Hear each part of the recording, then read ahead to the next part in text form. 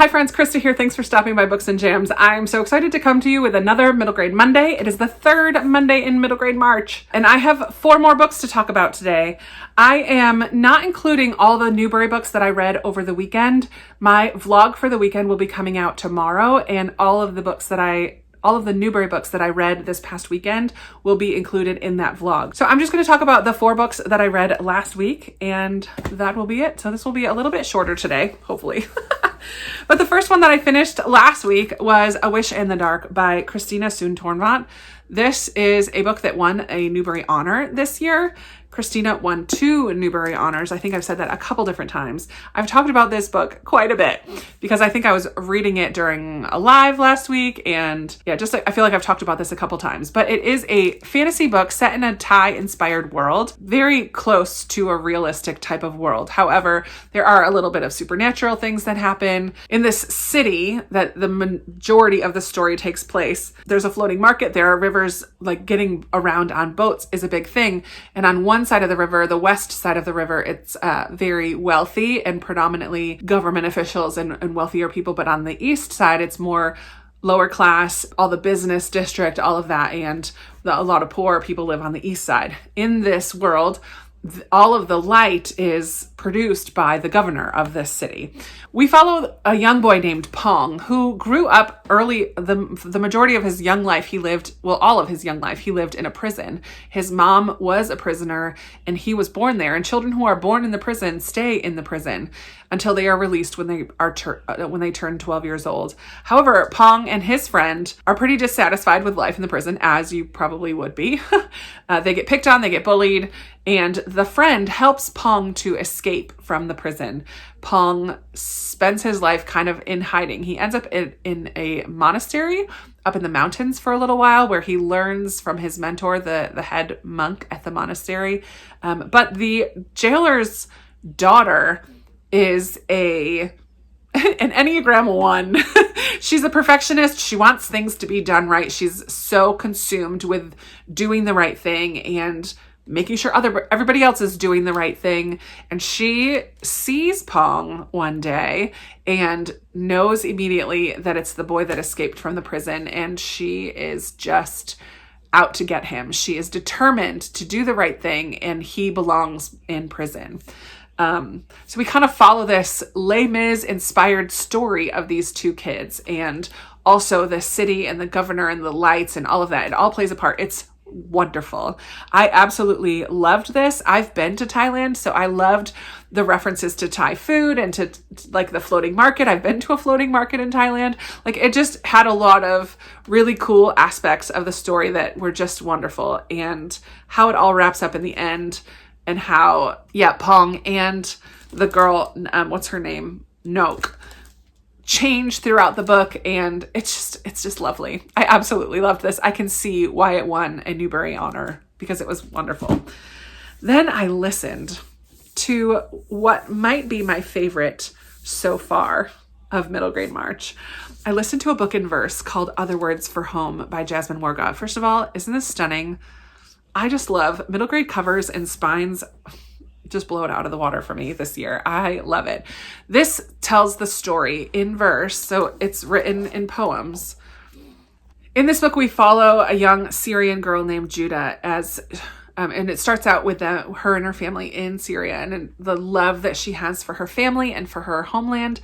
But then with political situation getting a little hairy over there, her and her mother come to America as immigrants. And then what is her experience coming into an American school for the first time and being misunderstood and not being able to communicate, and the found family that she finds in her ESL class at school. And I just fell in love with Judah and her perspective on the world, and the way that the story is told was just stunning. I loved the audiobook so much, and I loved Judah, and I loved the story. And I think stories like this are important for kids to be able to relate to and connect with kids who have totally different stories from them.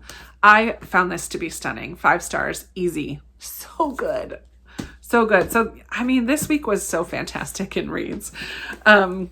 The next book that I also listened to, but also kind of read along with, because this does have fun illustrations throughout. So I listened to it, but then I would go back and look at all the illustrations that I missed. This is The Secrets of Winterhouse. It's the second in the Winterhouse Mysteries trilogy, I want to say.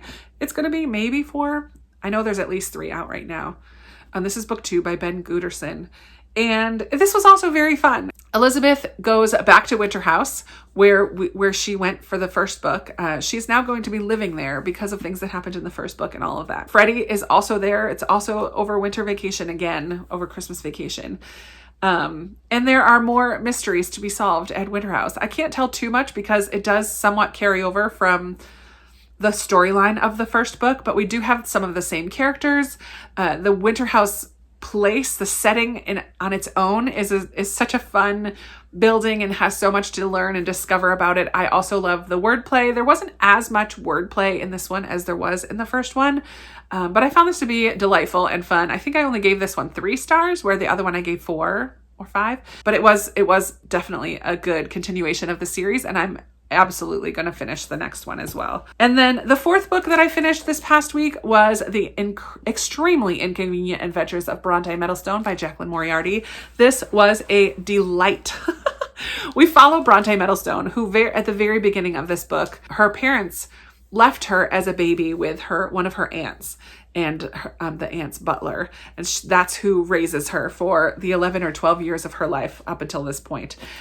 We learn right at the beginning that her parents die, and they leave this will for Bronte, which is a very detailed journey that she must go on in giving gifts out to each of her 7 or 8 aunts, her father's sisters. Each of these aunts has something quirky or unique about them. One of them can speak with dragons. One of them is in love with a water sprite. So there's just different things along the way that Bronte has to learn and discover about her family. And it's delightful. There's a mystery that begins to be uncovered as the book goes on. Some wordplay towards the end, which was pretty cool. And I laughed or kind of chuckled all the way through this story. I did start this one in print and then switched over to the audiobook because I was at work and stuff and I wanted to be able to continue listening at work. And I didn't love the audiobook narrator, but it was still, I was so invested in the story at that point that it didn't deter me from finishing the book. I thought it was delightful and fun, and I loved how it all wrapped up. Yeah, Bronte is such a strong-willed, smart, witty, kind character. I really loved her. I loved this one too. I'll want to own this one someday as well. Oh, so good. So that's it. So those are the 4 books that I read this past week for Middle Grade March. I would love to know how your March is going. Have you read one book yet? Have you participated by reading your one book? Have you read a gazillion like me? Or are you not participating at all, which is fine as well. I would love to chat about all of the things. How has your week of reading been? I would love to chat with you down in the comments. You guys know I love talking with you down there. Be sure to give this video a big thumbs up if you liked it. Subscribe if you haven't already. And I will be talking to you in another video very soon. Bye.